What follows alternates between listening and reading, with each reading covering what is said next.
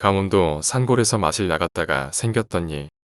마실은 마실에 놀러 나가나다라는 뜻으로 강원도, 경상도, 충청도에서 흔히 쓰는 방언이죠.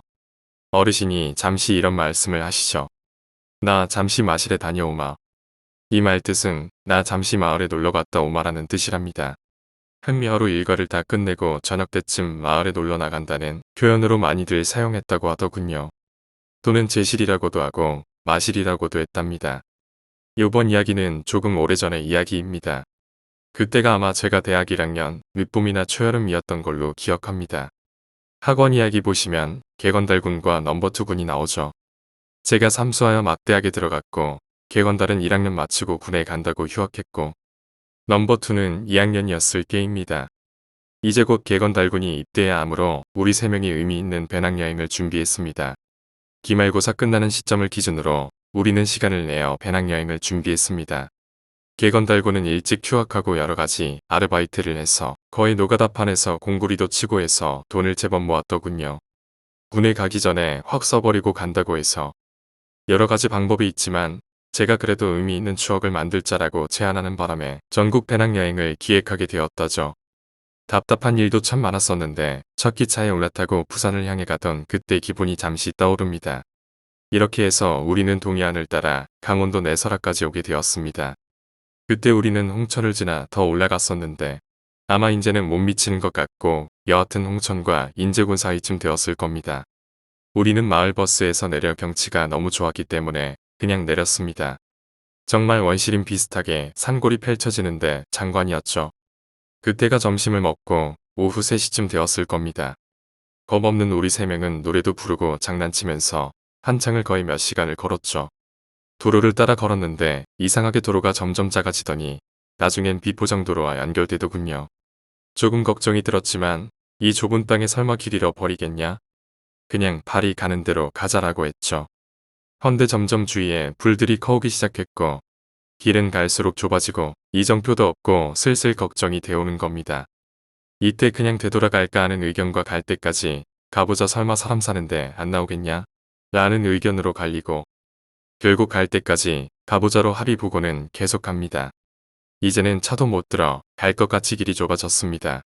주위 불들도 더 키가 커지고요. 뭐 이딴 게 다 있어.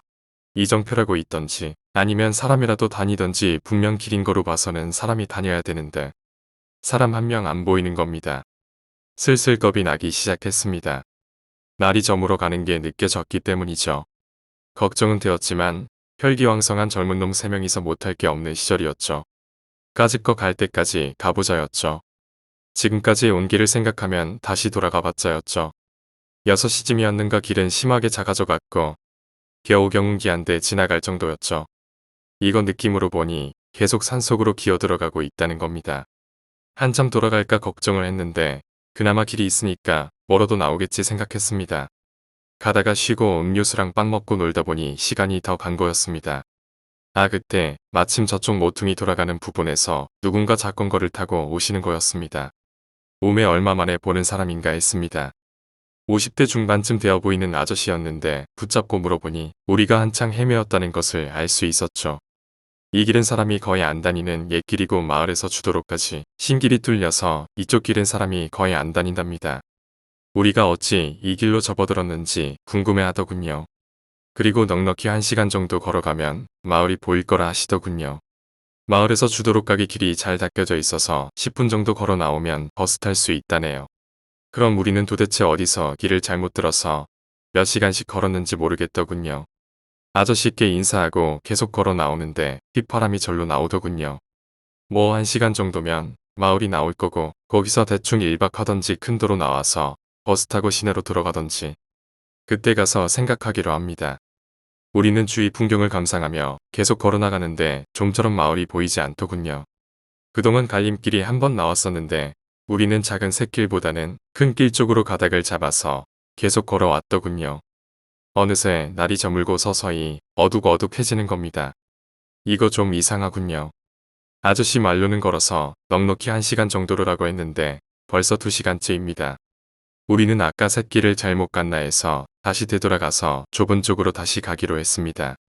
이젠 어두워서 앞이 서서히 안 보일 지경이 다 되어 갑니다.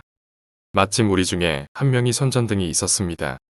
그 손전등은 조그만 녀석이라 길 밝히는 수준이 너무 약했지만요. 그 녀석에 의지하여 계속 걸어 나갔습니다. 이 손전등으로 말해야 할 것 같으면 우리가 포항인가 울산인가에 있을 때 뽑기 기계에서 뽑은 중국의 역작인 거였죠. 뭘 바라겠습니까? 몇 분 먼저 거리더만 불이 퍽 하고 꺼지는 거였습니다. 할 수 없이 최대한 다리를 빨리 놀려서 움직이고 있는데 그날따라 하필 7일같이 어두운 거였습니다. 달빛이라도 있으면 어찌 해볼까 하는데 너무 어두웠습니다. 그때부터 서서히 울기 시작하는 풀벌레 소리에 부엉인가 뭔가 새소리까지 흠이 완전 공포 분위기 조성이 팍 되는 겁니다. 우리가 건장한 청년 3명이었기에 망정이지 혼자 이런 곳에 있으면 아마 우금이 저릴 정도였죠. 우리 3명은 말도 거의 없었습니다. 단지 이곳을 최대한 빨리 벗어나기를 바라는 마음만이 가득했습니다. 그때 넘버이가 한쪽을 가리키며 외쳤습니다. 저기 불빛 끝 같은 데라고 해서 모두 그쪽을 보니 불빛 같기도 하고 아닌 것 같기도 하고 애매하지만 희미한 무언가가 반짝이는 겁니다. 일단 그쪽까지 가보자 하고 걸음을 옮기는데 풀이 너무 많아서 길인지 아닌지도 구분이 잘 안 되는 거였습니다. 솔직히 너무 어두워서 마치 정글을 헤치고 간다라는 표현이 맞을 듯 싶네요. 근데 이상하게 한창을 간 것 같은데 그 불빛은 계속 저만치에 있는 겁니다. 길이다. 넘버2가 맨 앞서 가더니만 길을 발견한 모양입니다. 그때부터 서서히 달빛이 비추더니 사물이 눈에 들어오기 시작하더군요. 그나마 손전등이 깜빡깜빡했지만 잠시라도 불이 들어와주니 중간중간 체크해 가면서 가는데 근데 뭔가 쓱 하고 바람이 지나가는 것처럼 느껴 지길래 고개를 들어보니 사람 같습니다. 저희하고 정확하게 얼마나 떨어진 건지 자세히 기억이 나지 않지만 거의 20m 정도라고 생각이 드네요. 너무 어두워서 집중해서 봤는데 사람이 맞더군요. 그것도 형체를 보니 배가 만삭인 것 같은 아주머니였습니다. 우리 3명 다 임산부라고 생각할 정도로 배가 동산만 했습니다. 그리고 우리와는 반대쪽으로 걸어가고 있는 듯 했습니다. 우리가 소리쳐 불렀는데 대답을 안 하시고 계속 가시더군요. 어한 사이에 계속 가시는데 우리가 따라가려고 허둥하는데 어둠 속으로 묻혀져 가더군요. 아주머니하고 몇 번을 불렀는데 돌아보지도 않으시고 계속 가시더군요. 젊은 청년 3명이서 임산부 1명 못 따라 잡네요. 정말 이상하다고 생각이 들었는데 마침 또 손전등이 불이 들어와서 주위를 비추었더니만 우리가 서 있는 자리가 길에서 좀 떨어진 덤불 속이었네요. 허겁지겁 길 위로 올라가니 저쪽에 그 아주머니가 막 모퉁이를 돌아서는 것처럼 보였습니다. 저희는 갸우뚱했습니다. 우리가 비록 덤불 속에 있었지만 주위가 조용해서 충분히 우리 소리 들었을 건데 왜 대답 없이 그냥 가셨지 했습니다. 그리고 임산부가 이 길을 걸어 다닐 정도면 바로 마을이 앞에 있지 않나 하는 생각에 우리는 아주머니가 오고 있던 길로 힘차게 걸어 나갔습니다. 얼마 가지 않아 우리 생각이 맞다는 것을 알았죠. 딱 모퉁이 돌자마자 불빛이 우리 눈에 들어왔거든요. 길이 꼬불꼬불 산길이라 직선거리가 안 나와서 우리가 못 본 거였죠. 좁은 길을 따라 그 집 앞마당으로 들어섰는데 근데 딱 한 채더군요. 주위에 다른 집이나 불빛은 전혀 없고 딱 한 채만 덩그러니 있는 겁니다. 불빛은 방 안에서 나오고 있었고요. 우리 3명은 일단 잠자는 곳 확보가 최대 우선이었기에 아무런 거리낌 없이 집 마당으로 들어섰습니다. 그리고 외쳤죠. 방문을 열고 얼굴을 내민 분이 할머니셨습니다. 누구세요? 무슨 일이신가? 저희는 자초지정을 이야기하고 하룻밤 자고 가도 되냐고 부탁을 했죠. 할머니 말고 할아버지도 계셨는데 흔쾌히 사랑채를 내주시더군요. 초여름이지만 산골이라 그런지 조금 춥더군요. 우리는 할아버지가 내주신 이불 좀 두텁게 깔아놓고 누웠더니 정말 살맛이 나더군요. 슬슬 피로가 몰려오는 게 잠이 오기 시작하는 겁니다. 바짝 긴장해서 어둠을 헤쳐 오느라 그랬는데 그 긴장감이 풀어지가 잠이 쏟아지기 시작했습니다. 뭐 10시도 안 됐지만 다들 정신없이 골아떨어졌었죠. 일찍 자면 일찍 일어나게 되는 게 정석인가. 제가 제일 먼저 눈을 뜬 것 같았는데 정확하게 시간대는 기억 못하지만 새벽 4시 전인 것은 분명했습니다. 왜 깼냐 하면 어떠한 소리 때문에 깼습니다. 그 소리가 무언고 하니 옛날 작건거 보면 엄지손가락으로 밀어서 소리는 내는 경적 같은 것이 있습니다. 지금 자명종 보면 종 같은 거 작은 해머로 때려서 소리 내는 거 있죠. 그거랑 같은 원리인데 손가락으로 밀어서 작은 종소리 같은 거 내면 찌르릉 찌르릉 경쾌한 소리가 납니다. 지금은 공기압으로 밀어서 뾱뾱 소리 내지만 그때는 그런 소리로 경고음을 냈었죠. 바로 그 작건거 소리 때문에 잠을 깬 거였습니다. 엎드려서 어기적 기어 나가서 잠사 문을 열어보니 아직 캄캄한 어둠이 확 들어왔습니다. 조금 후 정신이 번쩍 들더군요. 근데 그 찌르렁 거리는 작건거 경고음이 계속 들리는 겁니다. 아니 이 5범 중에 누가 작건거로 저리 소리 내나 하는 의구심이 팍 드는 겁니다. 그 소리 덕분에 객건달과 넘버2도 부스스 일어납니다. 이게 무슨 소리야? 야, 누가 자전거 몰고 왔냐? 저만 들린 게 아니라 이 두 녀석에게도 들린 모양입니다. 둘 다 밖을 힐끗 보더니 한 소리씩 합니다. 야 이런 오밤 중에 웬 자전거 타고 그러냐? 글쎄 밖에 아무도 안 보이는데 소리는 계속 나네.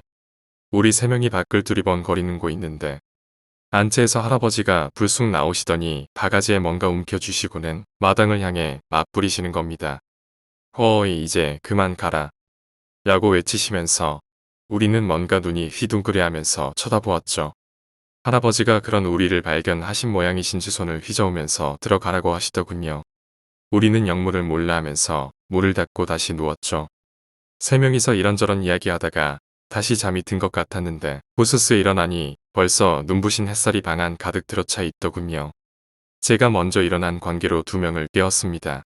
대충 방 정리하고 우리끼리 몇 마디 이야기를 나눴는데 이렇게 하룻밤 신세를 졌으니 그냥 가지 말고 이 집 보니 할아버지랑 할머니 두 분이 사시는 것 같은데 집안일이나 뭔가 좀 도와드리고 가자라고 의견 일치를 받죠. 그때 우리가 늦잠을 잤기 때문에 오전이었는데 정확히 몇 시인지 기억이 나지 않지만 밖에 나와보니 할아버지랑 할머니는 어디 가셨는지 안 보이셨습니다. 우리는 일단 세면이라도 해야 되기에 두리번 거리다 보니 마침 수도가가 마당 구석에 보이는 겁니다. 대충 씻으려고 갔습니다. 넘버2가 먼저 씻으려고 앉았는데 개건달이 두리번 거리면서 무언가 발견했는지 한마디 합니다. 야 니네들 여기까지 와서 무슨 수도꼭지를 써. 여기 우물 있지? 우물 물 퍼다가 씻어야지 제맛이지. 이러면서 우물로 갑니다. 저도 과연 그렇게 하는 것이 운치도 있고 좋겠거니 해서 우물로 갔습니다. 근데 우물이 의외로 낮습니다. 옛날 시골 우물 이미지 머릿속에 떠오르시나요? 넷 그런 이미지와 똑같은 우물입니다. 왜 공포 영화 유명한 거 있죠? 영인가? 우물에서 귀신이 슬슬 기어 나오던 바로 그런 이미지의 우물입니다. 근데 두꺼운 나무 뚜껑이 덮여 있었습니다. 개건달이 그 뚜껑을 치웠더니 아래 우물물이 보였습니다. 그리 깊지 않아서 한 2m 정도 남짓되어 보였는데 마침 오래된 뚜레박이 있길래 물을 퍼 올렸습니다. 오랫동안 사용하지 않았던지 우물 위로 자풀이랑 낙엽더미랑 여러가지가 둥둥 떠 있더군요. 뚜레박을 이용해서 살살 건져 올리고 물을 퍼 올리니 물이 투명하고 맑고 정말 수돗물이랑 비교 불가였습니다. 야 이런 물은 그저 한 모금 마셔줘야 하는 거야. 개건달이 뚜레박을 짚어 들더니 물을 벌컥벌컥 마시는 겁니다. 이야 물맛 기똥차다. 이게 바로 오리지널 강원도 산골 물맛이라는 거다. 그 말에 막 머리를 감던 넘버2도 한 모금 마십니다. 죽이네 정말 시원하다. 근데 전 왠지 물 마시기에 떨뜨름한 기분이 싸하게 들어서 전 마시지 않았습니다.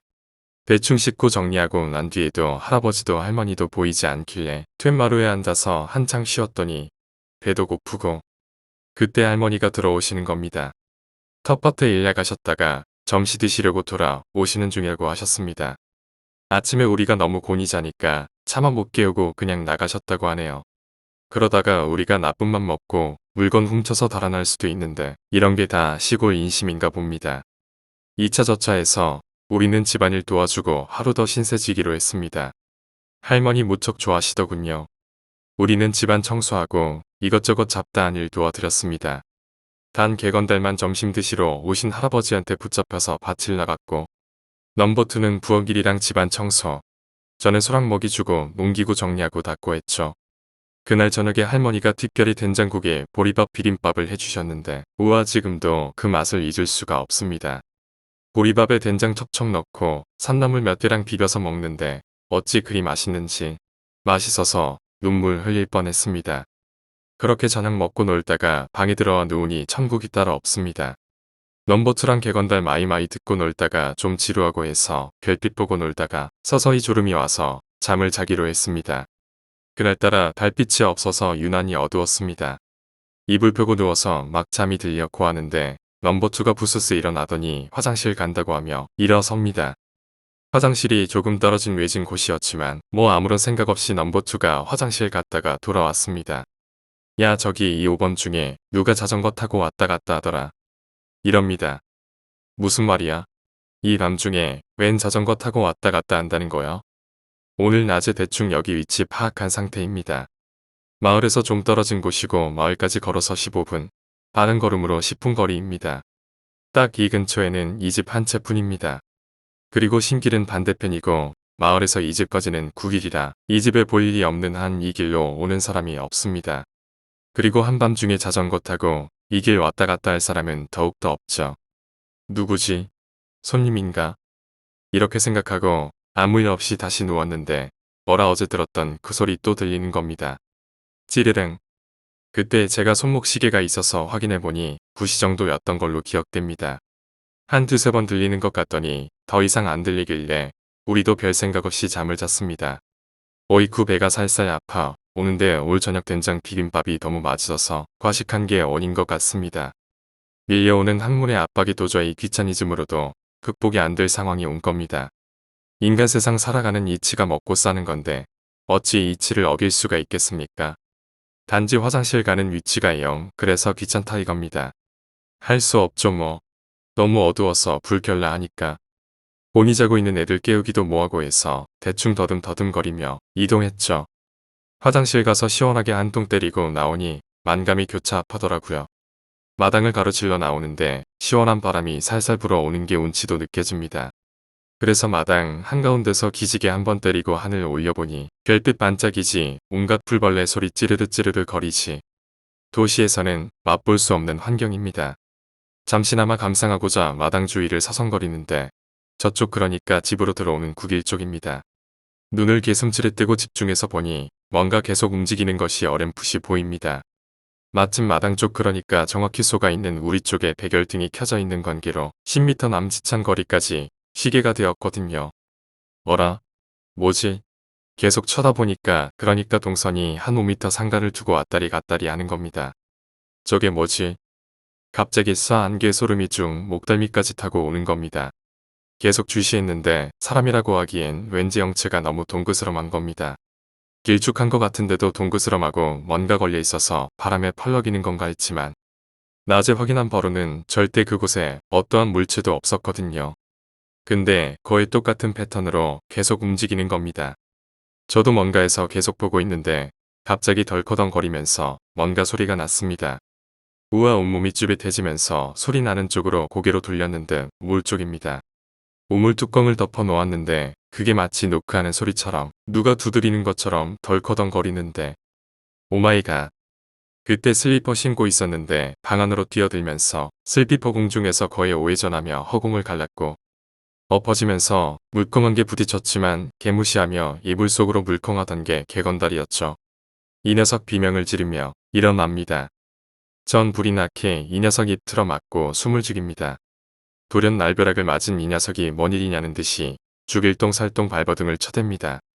수초간 시간이 가고 이 녀석 진정할 때쯤 손을 놓아주니 이 녀석도 뭔가 눈치를 챘는지 조용히 말합니다. 무슨 일이야? 제가 방금 있었던 일을 말해주니까 이 녀석 방문을 살짝 열고 고개를 내밉니다. 전 개건달 끌어안고 같이 밖을 봅니다. 저거 봐. 저게 뭐야?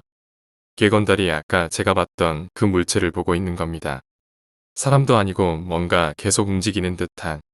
그러다가 가만히 있기도 하고 한 5분 동안 주시했는데 일정한 패턴은 아니더군요. 개건달이 넘버2도 깨어서 3명이서 보고 있는데 그때 다시 우물에서 뭔가 덜커덩거립니다. 불벌레 소리에 썩여서 들렸지만 워낙 독특한 소리라 한 번에 알아들을 수 있는 그런 소리였습니다. 개건달이 최대한 소리 안 내고 문을 닫고 이불 뒤집어 쓰고 이야기합니다. 한번 가보자. 오늘 낮에 보니까 저곳에는 아무것도 없었어. 우리 남자잖아. 한번 가보자. 궁금해서 못 참겠다. 야 내일 확인하면 되잖아. 무슨 궁금한 게 그렇게 많아. 그냥 자자 내일 보면 알 것인데. 넘버2가 말하고 누웠지만 궁금한 것은 궁금한 겁니다. 3명 다 잠은 못 자고 두 눈 말똥말똥거리면서 시간을 보냈는데 드디어 올게 왔습니다. 넘버2가 신호가 온 겁니다. 하기사 저녁밥 맛있다고 그렇게 먹었는데 신호가 안 오는 게 이상할 터였죠. 한 놈이 오니까 다른 놈도 연쇄 반응이 옵니다. 줘야 조금 전에 해결하고 왔기 때문에 상관없지만 두 놈이 서로 눈빛을 교환하더니 손잡고 화장실 가기로 합니다. 저 혼자 방에 남아 있어야 하지만 그래도 밖보다는 안이 안전하다고 판단해서 저 혼자 방에 있기로 하고 넘버2와 개건달이 화장실 갑니다. 화장실 가기 위해서는 마당을 가로질러 가야 하는데 마당 한가운데 우물을 정확히 지나쳐야 한다는 겁니다.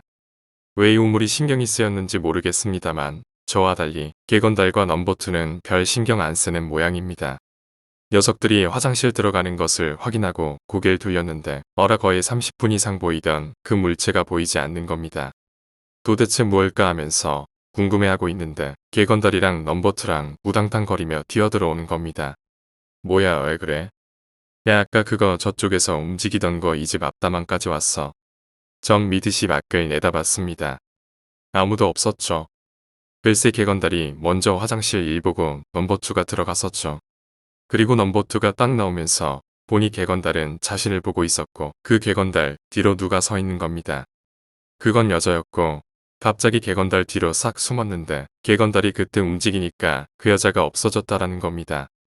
넘버2가 미친 듯이 달리니까 엉겹결에 개건달이 따라서 달린 겁니다. 넘버2 이 녀석 한창 달달 떨다가 갑자기 말합니다.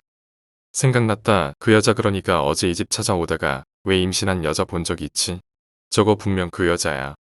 임신한 여자가 한둘이겠냐? 배가 엄청 불렀던데. 라고 제가 말했습니다.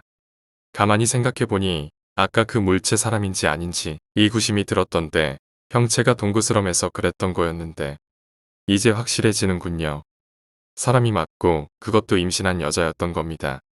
어라 이 집에 사시는 분은 할아버지하고 할머니뿐이셨는데 어찌 이 집 들어오는 입구에 임신한 여자가 이 오범 중에 서 있는 거냐였습니다. 소름이 쭉 올라왔습니다만 마을까지 거리가 남정네 빠른 걸음으로 10분 이상인데 사람도 안 다닌다는 그 길에 웬 임신한 여자입니까? 어떻게 설명해야 될지 몰라 난감합니다. 만약 그 여자가 이 집에 온 게 맞다면 할아버지나 할머니가 나왔을 텐데 사람이 왔는데 모른 척 할 수도 없고 우리는 인사하러 큰 기침 한번 하고 동시에 나왔습니다. 분명 넘버2 말로는 앞마당까지 왔다는 그 임산부는 커녕 개미새끼 한 말이 없는 겁니다. 세 명 다 텐마루 위에서 꼼짝없이 얼어붙어서 두 눈만 이리저리 굴려봅니다만 싸늘한 바람만 횡하는 불뿐이었습니다. 뒷걸음치다시피 해서 방 안에 들어왔는데 식은땀이 치근덕스럽게 흐릅니다. 몇 시간이 지났나 아무런 기척도 없고 해서 다시 잠이 들었던 것 같은데 누가 툭툭 치는 느낌 때문에 또 잠이 깼습니다. 넘버2입니다. 뭐야? 야 잠이나 좀 자자. 야 또 소리 들린다. 이 소리 안 들리냐? 찌르릉. 아 시발작건 거 벨소리입니다. 개건달은 언제 일어났는지 문틈으로 밖을 살피고 있습니다. 제가 몇이냐고 물었을 때 넘버2가가 3시 반이라고 말했던 것이 기억이 납니다. 새벽 3시 반 작건거 소리 찌르릉 밤새 소리 풀벌레 소리 그리고 찌르릉 소리.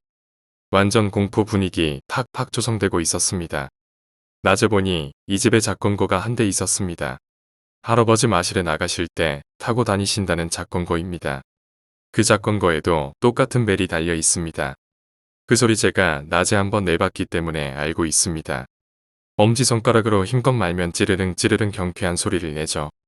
그거 소리 내려면 상당한 힘으로 엄지손가락을 밀어둬야 하는데 다른 조건에서는 임의로 그런 소리를 낼 수 없죠. 어제도 그렇더니만 오늘도 그 소리가 나는 것은 도저히 설명이 안 되는 겁니다. 거의 10분 동안 소리가 나 것 같은데 도저히 어느 쪽에서 소리가 나는 건지 거리가 얼마 정도 떨어진 것인지 구분을 할 수 없다는 겁니다. 꼭 마당 앞쪽에서 들리는 것과 같고 저쪽 구길에서 들려오는 것도 같았습니다. 잠시 후 더 이상 소리가 안 나는 것을 확인했고 시계를 보니 4시 반 정도 되었습니다. 우리끼리 궁금함을 모시겨 이리저리 주절주절거리다 잠이 들었는데 아침이 되어서 누가 방문을 흔드는 바람에 눈을 떴습니다. 우리는 할머니께 잠깐 마실 다녀오겠다고 하니 우리에게 그럼 어서 일어나서 씻으라고 말씀하셨습니다. 할아버지는 들에 벌써 일하러 나가셨고요. 할머니가 우리 방을 나가시고 한창 동안 뒤척이다가 부스스 일어나서 방 정리하고 씻기 시작했습니다. 어제처럼 우물물 떠서 머리 감고 이 닦고 했는데 저 우물이 계속 신경 쓰여서 그냥 수돗물에 씻고 이 닦고 했습니다. 개건달하고 넘버2는 우물물 벌컥벌컥 마시며 정말 시원타 하고 있는데 갑자기 아이고 얘들아 그거 안 돼. 그거 열면 옆에 수도 있는데 우물물은 왜 마시고 그래. 언제 오셨는지 할머니가 손사래를 치며 놀라서 말씀하십니다. 막 물을 들이키던 개건달이 멍하니 할머니를 쳐다봤습니다. 할머니는 불이 나게 뚜레박을 빼서 들더니 우물 안으로 던져 넣으시고는 급하게 뚜껑을 닫았습니다. 에고 이거 매우 던지해야지. 넘버2하고 개건달이 놀라서 멍하니 있는데 곧 할아버지 오신다고 아침같이 먹자라고 하시고는 그냥 부엌으로 들어가 버리십니다. 그것과 괜히 우물 뚜껑 열고 물 퍼마시고 하니까 안 좋아하시잖아. 우물에 괜히 뭔가 들어가면 그렇잖아. 멀쩡히 여기 수도 놔두고 괜히 우물 물 퍼서. 우리 세 명은 할머니가 왜 그렇게 놀라시는지 알 수 없었습니다. 조궁 할아버지께서 오시고 해서 함께 식사를 하고 잠시 쉬고 있을 때였습니다. 개건달이 불쑥 어제 있었던 일을 이야기했습니다. 할아버지 어제 누가 야간에 왔다 갔다 하던데요. 그리고 자전거, 벨소리 시끄럽게 나던데 못 들었습니까? 갑자기 할아버지와 할머니가 사색이 되시더니 우물쭈물 하시던 것 분명 기억이 나네요. 개건달이 고개를 갸우뚱하면 재차 말합니다. 그리고 그 이상하게 임신한 분 아주머니 한 분도 어제 저녁에 저쪽에서 왔다 갔다 하시던데 아시는 분이십니까? 갑자기 이 말에 할머니가 막 우시는 겁니다. 개건달이 놀라서 뭔 일인가 했습니다. 뭔가 하지 말아야 할 이야기를 꺼낸 것인가. 우리 세 명은 어찌할 바를 몰라 할 때 할아버지가 담배를 한 대 꺼내 무시더니 허공을 바라보십니다. 할머니는 계속 훌쩍거리시고 계셨습니다. 알고 보니 할아버지 할머니가 두 분만 여기 사신 것이 아니었습니다. 자식복이 없으셨던 두 분은 정말 늦게 늦둥이 하나 보셨답니다. 오기야 금이야 키워서 좋은 색시 만나서 장가도 가고 그렇게 소원이던 손주도 보게 된 겁니다. 헌데 그렇게 착실하던 아들이 어느 날 못된 사람들 꿰매 빠져서 노름에 빠졌더랬습니다. 여기 아주 촌이라서 도박이라고 해서 그렇게 심각하게 생각하지도 않았고 그냥 심심풀이 정도라고 생각들 하셨죠. 어느 날부터 귀가 시간이 계속 늦어지더니 결국 모아놓은 돈 다 날리고 갖가지 저당 잡혀서 노름에 빠진 거였습니다. 그리고 매일 술이 엄청 취해서 비틀거리며 들어왔다고 합니다. 옛날 그때는 신길이 없었고 구길이 따라 자전거를 타고 다녔는데 아내는 노름보다는 어두운 밤길을 술이 떡이 되어 들어오는 남편이 걱정되어서 집 앞 즉 구길에서 집으로 들어오는 입구에서 남편을 기다리는 게 일과가 돼버렸죠. 만삭이 다 된 채로 말입니다. 그날 할아버지 내외부는 어떻게 자식 뜯어 말릴까 고민하시다가 잠자리에 들었고 아내는 남편 걱정에 집 앞에서 서성거리기며 기다리기 시작한 거였죠. 그리고 그날 밤이 지나고 아침이 밝았는데 아들과 며느리도 없어진 거였습니다.